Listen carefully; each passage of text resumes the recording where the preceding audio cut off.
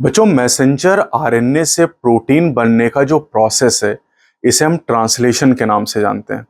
Translation के दौरान amino acid का पॉलीमराइजेशन होता है, जिससे प्रोटीन बनती है। प्रोटीन में अमीनो एसिड का जो सीक्वेंस होता है, ये एमआरएनए पर पाए जाने वाले बेस सीक्वेंस के द्वारा डिफाइंड होता है।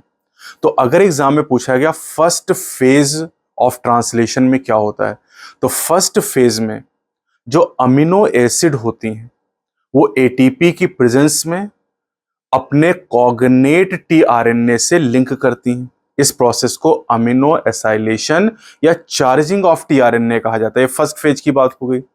अब ट्रांसलेशन प्रोसेस में बेटा 3 स्टेप होते हैं प्रोकैरियोट में: इनिशिएशन, इलॉन्गेशन एंड टर्मिनेशन। अब इनिशिएशन की अगर हम बात करते हैं तो इनिशिएशन कैसे होगा?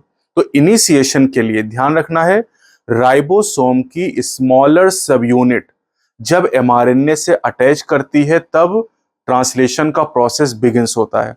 और उसके बाद इलॉन्गेशन फेज के दौरान ribosome moves codon by codon and amino acid added one by one.